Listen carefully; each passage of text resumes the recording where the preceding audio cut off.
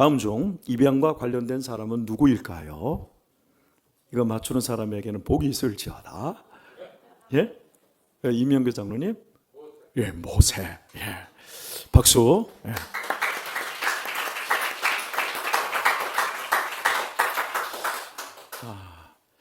근데 답이 두 개입니다. 넘겨주세요. 모두입니다. 모세가 바로의 공주 아들로 입양이 되지 않았습니까? 그런 것처럼 우리 역시 하나님께 입양이 되었다고 입양으로 우리의 구원을 설명합니다. 우리는 원래 종의 자식이었습니다. 마귀의 자식이었습니다. 우리는 하나님의 자녀가 아니었음에도 불구하고 예수 그리스도께서 우리를 대신하여 십자가에서 죽으셨고 성령을 보내사 우리로 하여금 믿게 하심으로 양자의 영, 그 양자의 영으로 하나님을 아버지라 부르게 되었습니다. 그러므로 우리는 입양에 대해서 굉장히 자연스러운 사람들입니다. 자, 넘겨주시겠습니까? 크리스찬이 알아야 할 입양입니다. 제목은 또 목차, 입양에 대한 오해와 정의를 알아보려고 합니다. 그리고 우리나라의 현대적 입양 역사를 살펴보려고 합니다. 그리고 세 번째로는 교회와 크리스찬으로서의 입양 정체성을 알아보려고 합니다. 입양은 귀여운 애완동물을 우리 집에 영입한 것이 아닙니다. 제가 이것을 빨간색으로 한 이유는 오늘 개, 고양이를 다 분양이라고 예전에는 썼는데 지금 다 입양이라고 하니까 실제 입양이 바뀌어버렸습니다. 유치가. 넘겨주시겠습니까? 입양이라는 단어의 역사와 본질은 사람에게 사용된 겁니다. 이해하셨습니까? 사람에게 사용된 것이 본질입니다. 그러니까 좀 오해를 잡아야 될 게 뭐냐면 입양하면 동물이다. 그리고 거기에 또 한 가지 입양하면 한 아이가 어떤 집에 갔다. 이게 아니라 한 가정이 한 아이의 삶 속으로 들어가는 겁니다. 입양이 이루어진 때부터 시작되는 온 가족의 엄청난 성장 미션입니다. 한 아이를 키우는 것으로 끝나지 않고 거기에 속하여 있는 가족도 함께 자라나는 겁니다. 뭐 입양이 아니더라도 자식을 키워보니까 자식과 함께 엄마가 드디어 만들어지고 아빠가 만들어지고 자라나지 않습니까? 이런 것처럼 이 입양이라고 하는 건 사람을 성장시키는 데 있어서 굉장히 큰 기회라고 할 수 있겠습니다. 넘겨주세요. 입양에 대한 그리스도인의 오해가 있습니다. 대단하십니다. 피 한 방울 안 섞였는데 어떻게 키우십니까? 그럼 당신은 피 한 방울 안 섞였는데 마누라하고 어떻게 살아? 그럼 당신은 피 한 방울 안 섞였는데 어떻게 모르는 그 남자하고 삽니까? 입양의 정의는 혈연이 아닌 관계로 가족이 되는 법적 절차이고 가족이 되는 또 하나의 방법입니다. 출산을 통해서만 되는 게 아니라 결혼을 통해서 가족이 이루어졌잖아요. 맞죠? 그리고 입양을 통해서 가족이 이루어지는 겁니다. 가족이 되는 완전한 방법 중에 하나예요. 넘겨주세요. 실제 다양한 가족이 존재한다는 거 여러분 아세요? 법적 생물학적 틀을 넘어 사랑과 책임으로 연결된 모든 가족들이 존재합니다. 한부모 가족 있지요. 조선 가정 있죠. 다문화 가정 있죠. 비혼 가정 있죠. 동거 가정 있죠. 재혼 가족 있죠. 위탁 가정 있지요. 그리고 입양 가족이 있습니다. 그리고 미국에서는 AI 가족도 이제 등재가 가능하다고 합니다. 모두 정상적인 가족으로 취급되고 있습니다. 입양 가족은 정상적인 가족인 거예요. 이제 가족은요, 더 이상 정형화된 틀에 박히지 않습니다. 입양의 기원에 대해서 한번 생각을 해보죠. 동서고금을 막론하고 환경적, 정치적, 문화적 필요에 의해 입양이 굉장히 많이 이루어졌습니다. 가문의 혈통을 잇기 위해 양자제도라는 것을 했어요. 그리고 유능한 후세를 얻기 위해서 입양을 했어요. 아들을. 여러분이 잘 알고 있는 율리우스 시저 있잖아요. 율리우스 시저도 입양되었습니다. 그리고 아우구스투스, 우리 지금 성경에 다 나오는 인물들이거든요. 율리우스 시저가 자기의 양자로 입양했어요. 자기 아들이 있음에도 불구하고 그 황제 자리 후계자를 잇기 위해서. 그리고 아우구스투스는 티베리우스를 입양했어요. 그리고 티베리우스는 글라우디우스를 입양했어요. 그리고 글라우디우스는 갈리큘라를 입양을 했어요. 그리고 또 갈리큘라도 또 네로를 입양을 했어요. 이런 식으로 후계자를 세우는 데 있어서 입양이라고 하는 것이 굉장히 보편화되었습니다. 그리고 천재지변이나 전쟁 후에 발생된 이 고아들을 보호하기 위해서 입양이 그때그때마다 일시적으로 증가하기도 했고요. 우리나라에서는 삼국시대부터 입양이 되었다라고 하는 이 문헌 기록도 있습니다. 이렇게 입양은 굉장히 보편적이고 인류 역사 문화 발달 속에서 끊임없이 되어왔고 앞으로도 이루어질 겁니다. 자, 넘겨주세요. 우리나라의 현대적인 입양에 대해서 살펴봐야 합니다. 우리나라의 현대적 입양은 전쟁과 가난으로부터 시작이 되었습니다. 그리고 특징이 해외 입양에서 포인트가 맞춰졌다는 것입니다. 1950년에 우리나라는 6.25 전쟁이 있었잖아요. 전쟁 이후에 고아들이 급증했습니다. 그리고 이 고아들 가운데 많은 아이들이 혼혈하였어요. 당시에 이승만 정권 하에서 자기 나라로 보내야 된다, 이런 그 문화가 팽배했었고요. 그리고 우리나라가 많은 그 고아들을 받아낼 수 있는 사회복지제도, 최빈국이었으니까 이런 게 없다 보니까 이 아이들을 바르게 키우려면 할 수 있는 방법은 딱 하나, 외국으로 입양 보내는 거다. 이렇게 돼서 이제 1954년에 공식적인 입양 제도가 시작이 된 겁니다. 자, 넘겨주세요.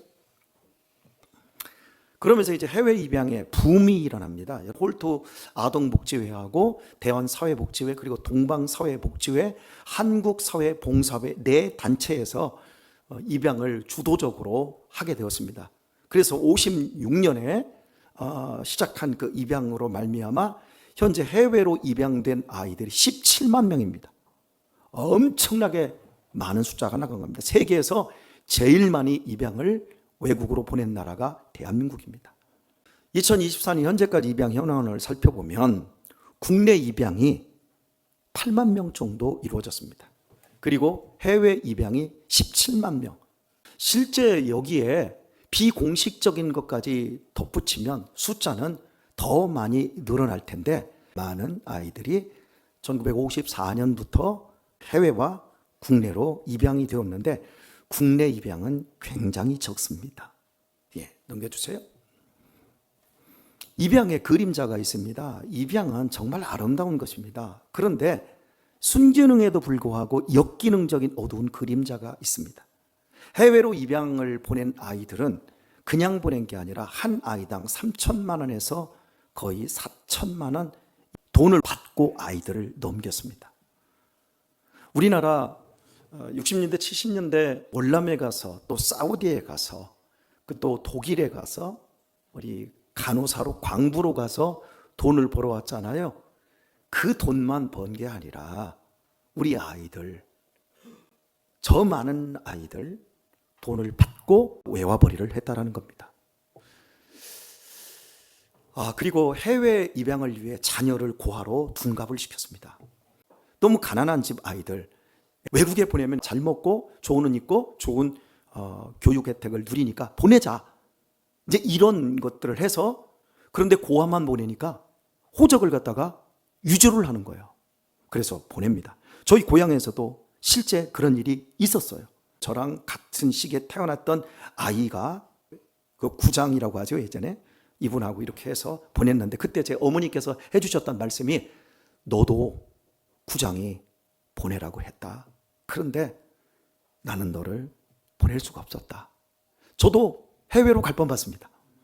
그러니까 그때 많은 사람들이 이제 그렇게 어쩔 수 없는 그 가난 속에서 아이들을 보낼 수밖에 없는 그런 처지인데, 이걸 이제 일부러 떼내가지고 돈벌이로 국가에서 장려해서 보냈다라는 거예요.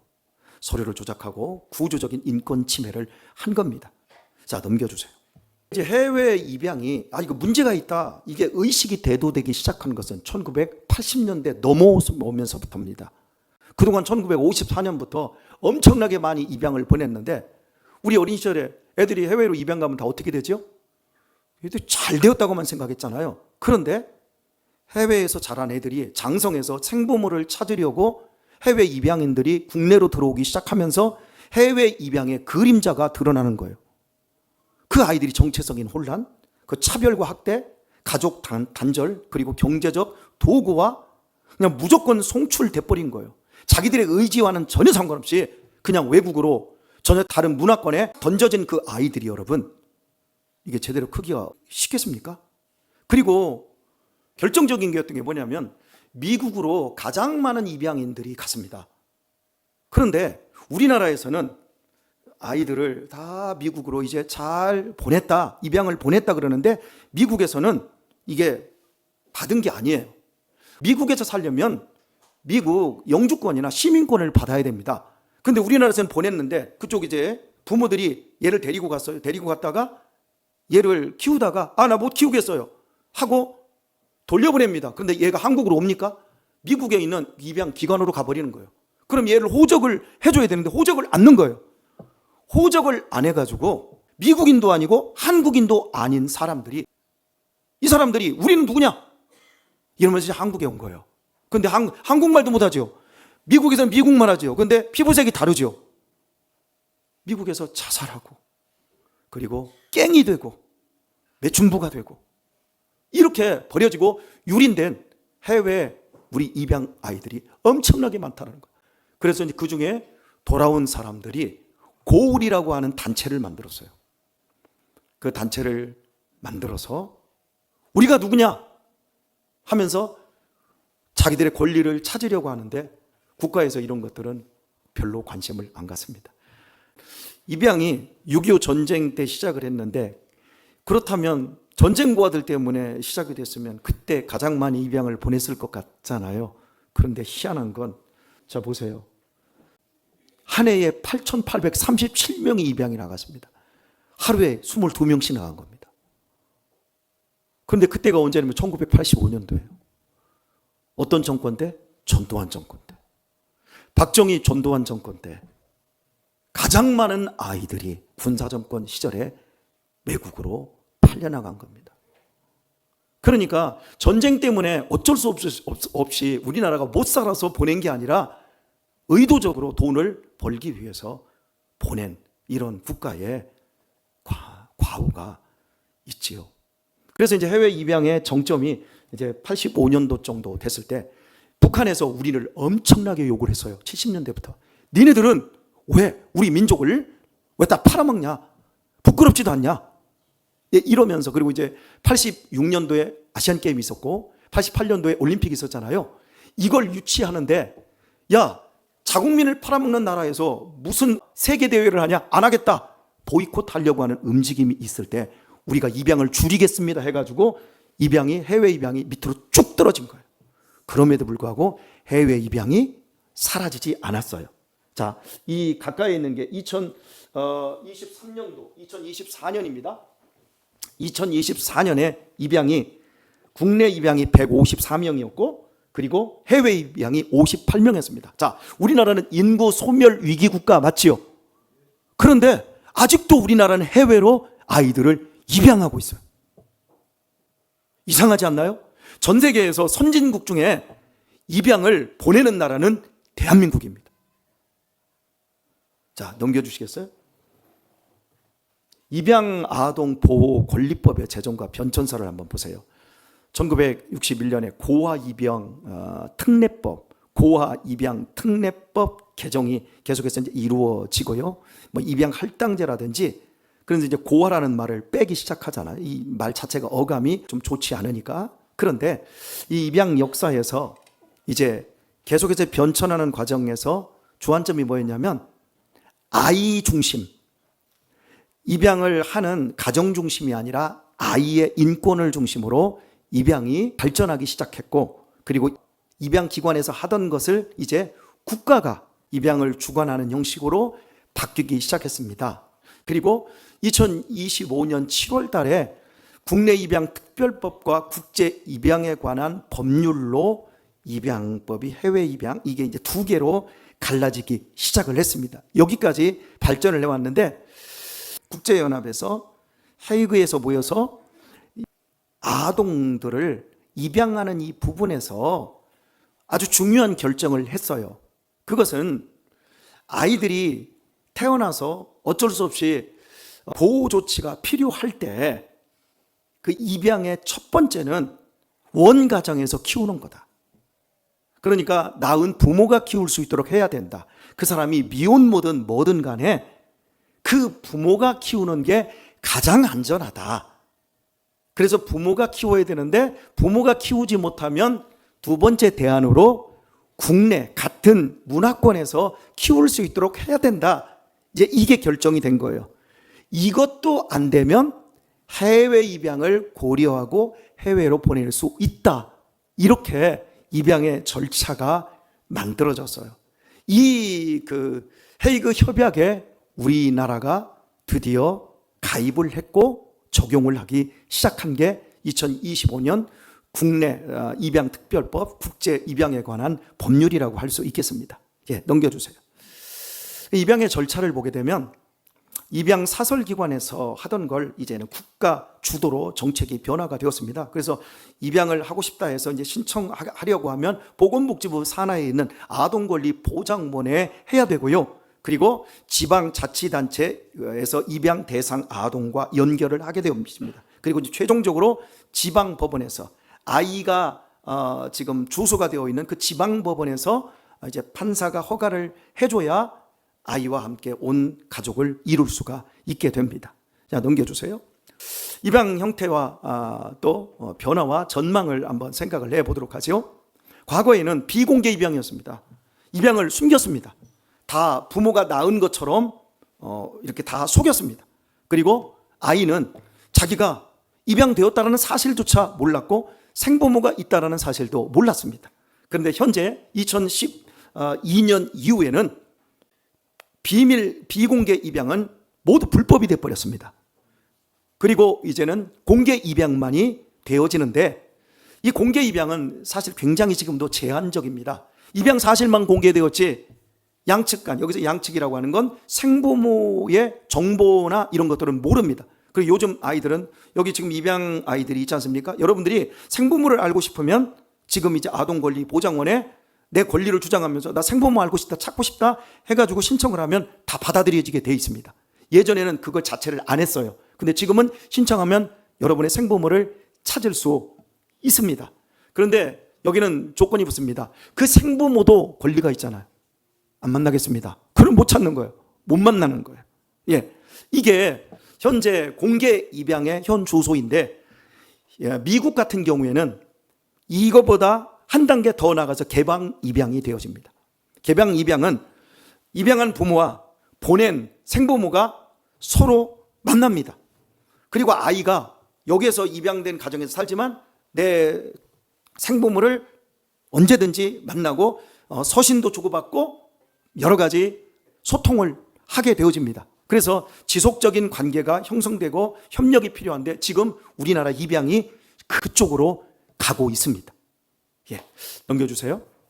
입양에는 특수한 그 성질이 있어요.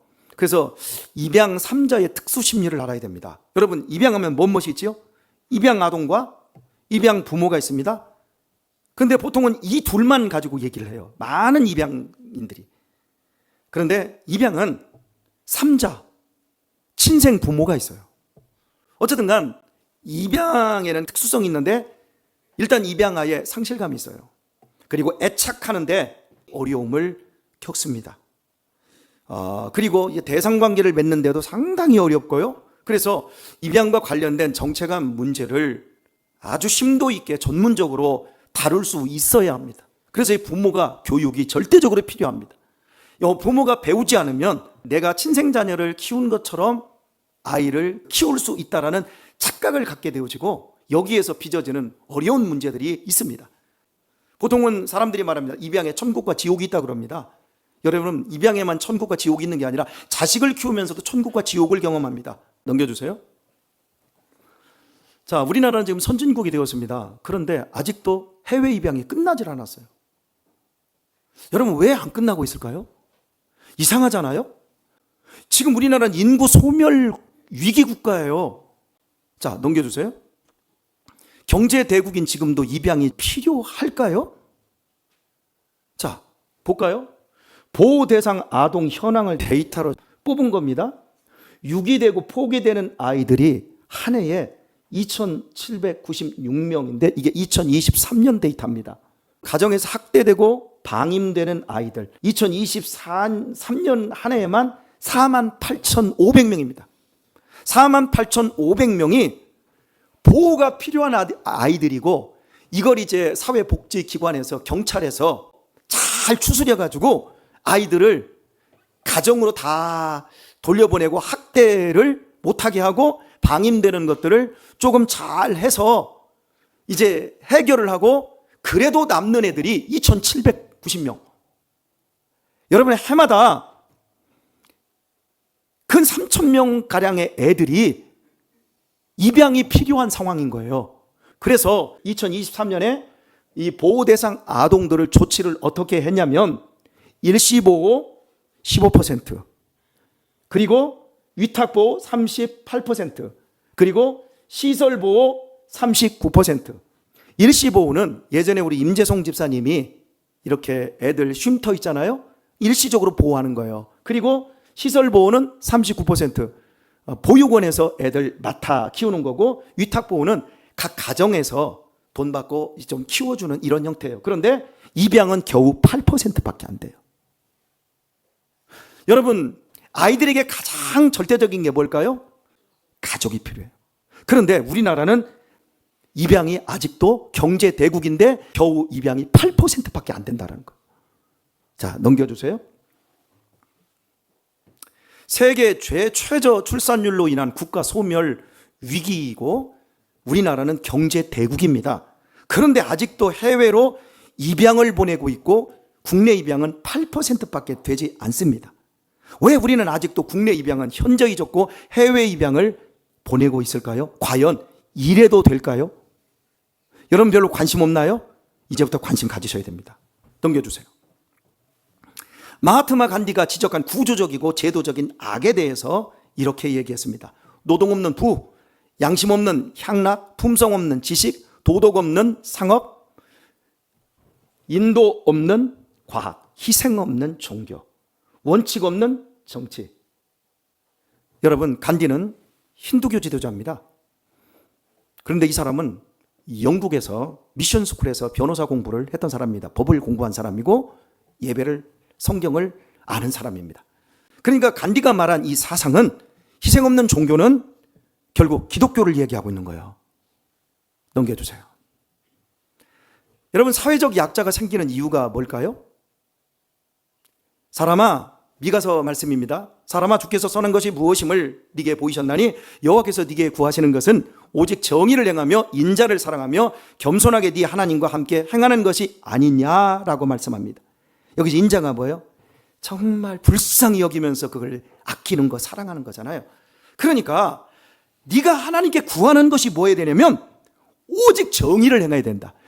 희생 없는 종교가 아니라 희생할 줄 아는 종교를 네가 가져야 된다는 거예요.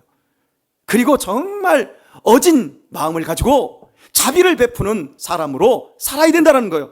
그래서 겸손하게 그것이 네 하나님과 함께 동행하는 것이라고 말하고 있습니다.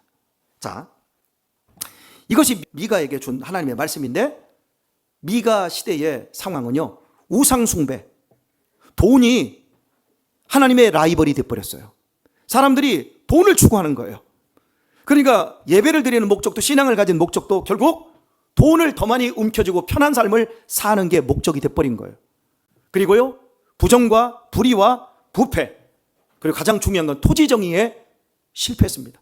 하나님께서는 이스라엘 백성들에게 땅을 너네들이 이 땅 경계석을 옮기지 마라. 그리고 너희가 가난한 형제의 저 땅을 잡았으면 그 땅은 반드시 50년 후에는 돌려줘야 된다. 어떤 경우에도 돌려줘야 된다.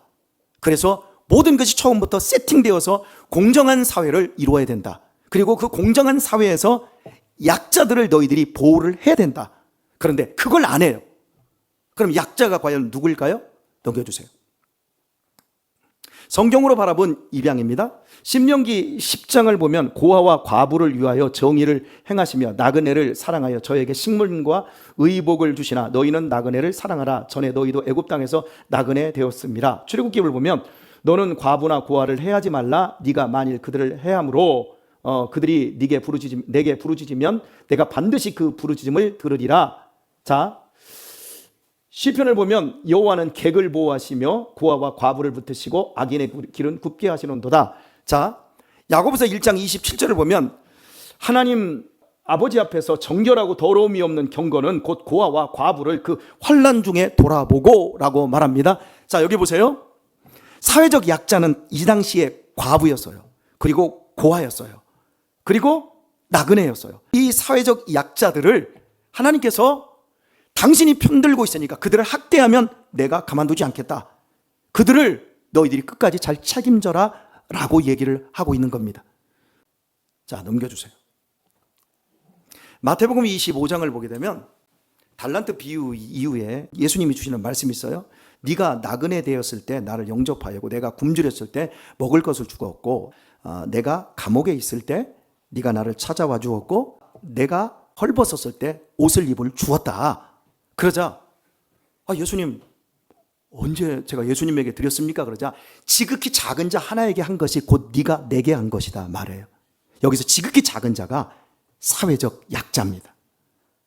그러자 하나님께서 마지막 날 심판대 앞에서 너는 영원한 상 내 아버지 집으로 와라 이러면서 그에게 상을 허락하신단 말이에요. 그런데 염소들에게 말합니다. 너는 내가 나그네 되었을 때 나 영접하지 않았다. 너는 내가 굶주렸을 때 내게 먹을 걸 주지 않았다. 내가 헐벗었을 때 너 나한테 옷 주지 않았다. 내가 감옥에 있을 때 너 나 찾아오지 않았다. 내 아플 때 네가 나 돌아보지 않았다. 언제요?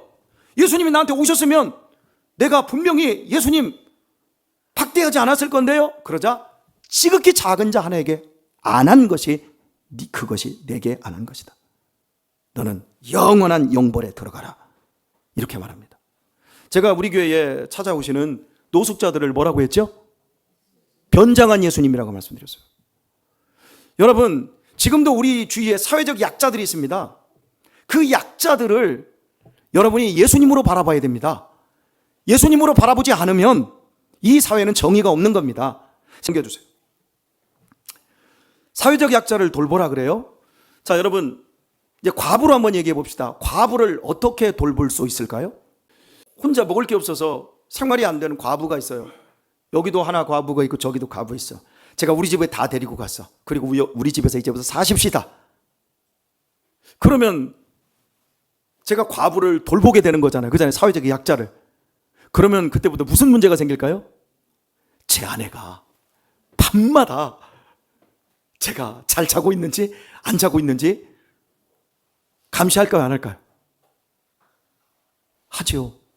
그러니까 보세요. 사회적 약자를 돌보는 데는요, 지원 체계가 있고요, 밀접 돌봄이 있어요. 과부는요, 지원 체계예요.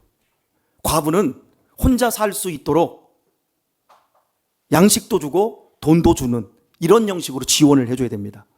여러분, 나그네들이 많습니다. 우리나라 현재 들어와 있는 나그네들, 그들이 예전에는 정말 대접을 못 받았지만 지금 대접을 잘 받고 있지요.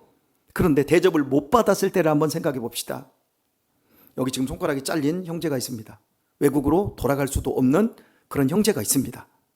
그 형제를 제가 우리 집에 데리고 돌아왔습니다. 그리고 같이 살자. 제가 이제 돌보기 시작했습니다. 그러면 그날부터 제가 밖에 외출을 할까요? 못 할까요? 아무리 잘 돌본다고 해도 돌봐야 될 게 있고 안 돌봐야 될 게 있는 거예요. 이런 나그네들은요, 그들이 자기들끼리 살 수 있도록 지원 체계만 해주면 되는 거예요. 그런데요, 고아는 어때요? 니네끼리만 살아라고 지원 체계를 합니다. 보육원에서 니네들끼리만 살아라 지원 체계를 해줍니다. 그러면 애들이 망가져요. 그 애들은 우리 가정으로 데리고 들어와야 돼요. 우리 가정으로 들어오면 그때부터 어떻게 되죠? 진짜 백의 밀접 돌봄을 할 수 있어요. 애들을 키우면 키울수록 더 농밀해지고 더 아름다운 가족이 될 수 있어요. 그러니까 보세요. 사회적 약자를 돌보라라는 그 명령을 지원체계와 밀접 돌봄으로 나누어서 세밀하게 해야 되는데 우리나라는 그렇게 안 해요. 지원체계로 가버려요. 그러니까 문제가 뭐예요? 보육원에서 큰 사람들은 아버지를 경험을 못했어요. 어머니를 경험을 못했어요. 그러다가 자기들끼리 또 만나서 마음이 맞으면 어떻게 살다가 아이를 낳으면 그 아이를 키울 만한 아버지됨과 엄마됨을 경험을 못했기 때문에 못 키우고 또 그 아이들을 다시 보육원에 보내요. 그래서 그 또 자식도 또 고아를 만들고 또 고아를 만들고 그래서 계속해서 사회적 폐습이 순환되는 거예요. 고아는 밀접하게 돌보는 겁니다. 넘겨주세요. 입양과 교회의 상관성을 한번 생각해 보세요. 전쟁과 가난으로 어쩔 수 없이 해외로 입양 보낼 수 없었던 과거가 있습니다. 그런데 지금은 세계가 놀란 한국 경제 성장과 한국 교회의 부흥과 성장 시대가 있었습니다. 그런데 지금 현재 한국 교회는 현재 교인 숫자가 400만 명도 넘게 빠졌습니다. 엄청난 부흥 이후에 지금 한국 교회는 급락하고 있습니다. 여러분 왜 그럴까요? 넘겨주세요. 한국 사회의 입양 숙제에 대해서 생각을 해보죠. 가정은 창조의 절정입니다. 아이가 자라날 수 있는 최고의 보금자리입니다. 보육원도 아니고 어린이집도 아니고 유치원도 아니고 아이가 자라날 수 있는 최고의 보금자리는 가정입니다. 그래서 우리 한국 사회의 입양 숙제는 최소 시설 보육으로 가야 되고요. 국내 입양이 확대되어야 되고요. 그리고요, 그냥 입양만 해놓고 아무런 교육과 상담이 없이 그냥 각계 전투를 해버리면 나중에 아이들 심각한 문제가 발생합니다. 그래서 입양 전문 교육과 상담을 위한 기관 지원과 전문가들을 양산을 해내야 됩니다. 그리고 여기에 그리스도인의 사명이 있습니다. 창조의 절정에서 추락한 가정, 이 세상은 깨어진 세상입니다. 역기능적 가정들이 굉장히 많습니다. 겉으로는 평범해 보이고 괜찮은 가정들도 어려운 가정들이 너무 많습니다. 그래서 예수님께서 죽으심으로 말미암아 새로운 질서를 창조하셨는데 가정과 같은 교회를 세우셨어요. 교회와 같은 가정을 통해서 결국 사람들을 회복하고 가정을 회복시키는 것으로 나가게 되었습니다. 이 크리스찬의 가장 큰 독특성이 여러분 뭐라고 생각하십니까? 여러 가지 독특성이 있습니다만은 그 중에 가장 큰 독특성은 가정을 중시하는 겁니다. 여러분 권 목사가 목회를 하면서 가정을 굉장히 중시하는 걸 여러분 느끼시죠? 여러분 보세요. 남자들이 예수님을 믿는 사람들이 점점 믿음이 좋아지면 좋아질수록 아내와의 관계, 남편과의 관계, 자녀들과의 관계를 너무너무 소중하게 여깁니다. 세상 믿지 않는 사람들은 저녁에 퇴근하면 자기 친구들 불러서 뭔가 놀고 시간을 갖고 이러지만 믿음의 바로선 아버지들은 가정으로 돌아와서 그 육아와 그 양육, 이 교육에 이 투자하는 시간들이 굉장히 많습니다. 여러분 누가 입양의 특수성을 감당할 수 있을 거라고 여러분 생각하십니까? 여러분 그리고 그리스도인은 매주일 또 수요일 새벽에 교회에 와서 계속해서 배우는 사람들입니다. 여러분 배우면서 가르치는 겁니다. 그냥 가르치기만 하고 배움이 중단되면 그건 가르치는 게 아니라 나중에 독을 매기는 결과가 되는 겁니다. 그래서 그리스도인은 끝없이 배우는 사람인데 가정의 특수성과 가정을 중시하는 것과 그리고 끝없이 예배를 통해서 배우는 사람들은 입양에 최적화된 사람들입니다. 넘겨주세요. 가장 약자인 아이들에게 가정을 찾게 해줄 사명은 교회와 기독교인에게 있습니다. 이는 선택이 아니라 여러분 명령입니다. 입양은 특별한 몇몇 사람들의 좋은 일이 아니라 교회와 크리스찬의 근본적인 사명입니다. 넘겨주세요. 땅끝까지 이르러 내 증인이 되리라 선교의 사명을 주잖아요. 그잖아요. 그래서 우리나라는 선교의 열심을 모두 땅끝에 두어요. 그리고 모든 교회가 그 땅끝 선교에 매달려 왔습니다. 그러면 제가 여러분에게 묻습니다. 땅끝은 어디일까요? 저기 해남의 송지마을? 거기가 땅끝입니까? 여러분 지구는 어때요? 둥그니까 자꾸 나아가면 어떻게 하죠? 만나요. 제가 한쪽 방향으로 계속해서 가면 4만 킬로를 가면 다시 이 자리로 와요. 여러분 땅끝은 언제나 우리의 발입니다. 우리의 지금 발밑이 땅끝이라고요. 그런데 왜 입양은 선교에서 제외된 것인지 잘 모르겠어요. 성경에서 분명히 밀접 돌봄으로 고아를 얘기를 했는데 우리나라는 세계에서 선교를 제일 많이 했어요, 여러분.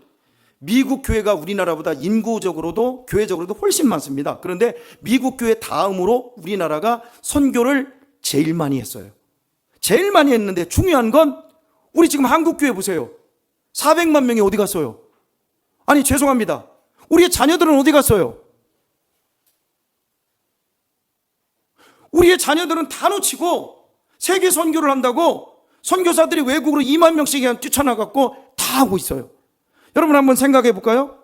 내 자식들은 지금 집에서 게임이나 하고 음란한 비디오나 보고 영화나 보고 애들이 완전히 망가져 있는데 그 부모가 밖에 나가서 전도하겠다고 돌아다닌다고 해봅시다.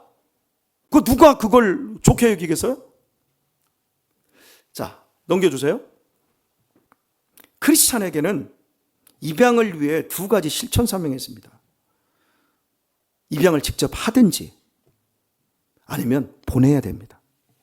입양을 보내라는 게 아니라 입양을 지원하기 위해서 입양 홍보와 교육과 상담을 위해 지원들을 해야 합니다.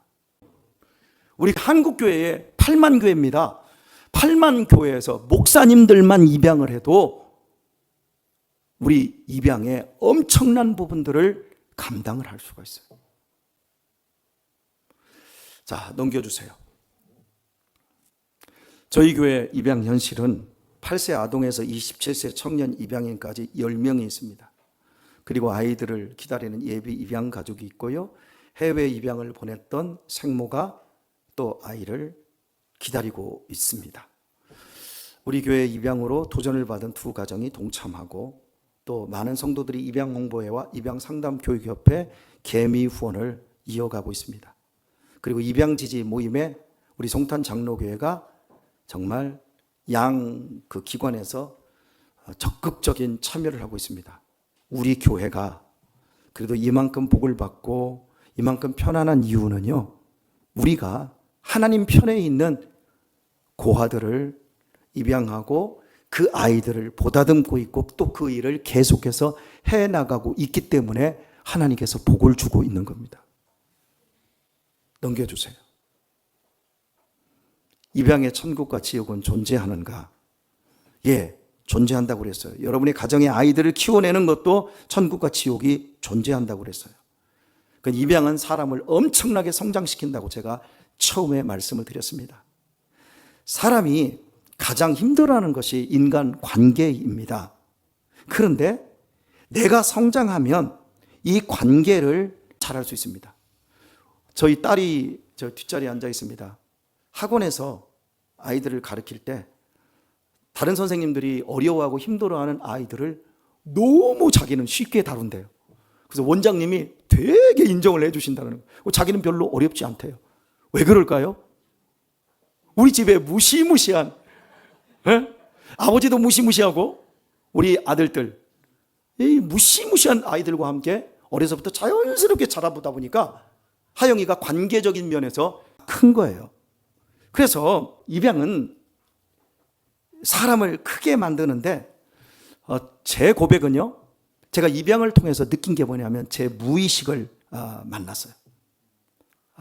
그리고 나의 그 연약한 모습들, 그림자를 제가 만나고 그런 것들을 해결받는 그런 기회가 되었고, 입양이 사실은 제 아내를 성장시켰고 저도 성장을 시켰고 지금도 그것 때문에 성장을 하고 있습니다.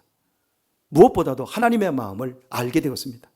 우리 모두는 입양으로 하나님의 자녀가 되었다고 그랬잖아요. 그런데 제가 먼저 우리 자녀들을 입양하고 보니까 하나님께서 내가 유신이, 유민이, 유아를 대하고 그 마음을 알겠어요. 여러분, 입양을 통해서 제 삶이 얼마나 컸는지 모르겠어요. 이건 제가 경험한 걸 여러분에게 이야기를 하는 겁니다. 넘겨주세요. 제가 입양을 경험하지 못했다면 오늘의 저를 만들지 못했을 겁니다. 저는 아이들을 만들었습니다. 그리고 제 아이들이 저를 만들어줬습니다. 그리고 우리는 더 성장할 겁니다. 더더욱 성장할 겁니다. 생각해 보십시오. 저 사진 멋지지요? 예, 멋집니다. 자, 넘겨주세요. 여러분, 이 잉어가 저항에 담아놓으면 10cm 안으로밖에 평생 못 큰답니다. 근데 똑같은 저 잉어를 호수나 강에 풀어놓잖아요. 그럼 저게 1m 이상 큰대요. 똑같은데. 우리가 갖고 있는 믿음, 내가 먼저 믿음의 지경을 넓히지 않으면 어항 속에 잉어도 아니지요. 어떻습니까? 나는 어떤 사고를 가져야 될까요? 넘겨주시죠. 나의 입양 삶을 보며 제 동료 목사님들과 성도들의 반응이 이렇습니다.